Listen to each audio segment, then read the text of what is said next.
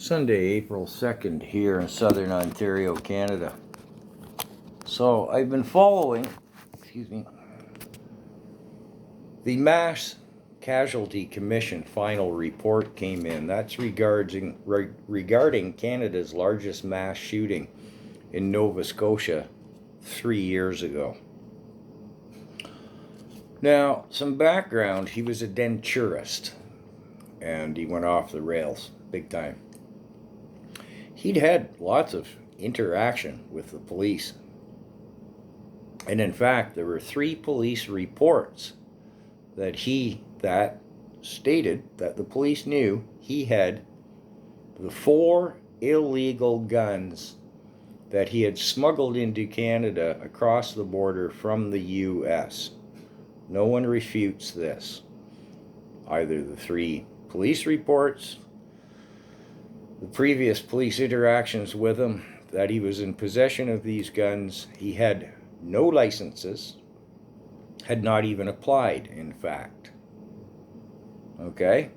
So, there's nothing to do here with legal possession of firearms in Canada. Right? Right. But the commission brought in an anti-gun nut expert from Australia and quoted Australian gun bans and New Zealand gun bans and UK gun bans and talked about a whole lot of stuff, millions of dollars worth over the course of 3 years, that has nothing to do with anything. And their final report, really, I don't know how many recommendations they had. There were half a dozen of them that sort of made sense. But the biggest one was, well, if we just take away guns from legal firearms owners, it'll solve this problem. This problem of his smuggled illegal guns will in the future be cured by taking legal firearms from seriously and heavily vetted Canadians. I'm not going to go into the details, but we have some of the strictest laws in the world for possession of firearms.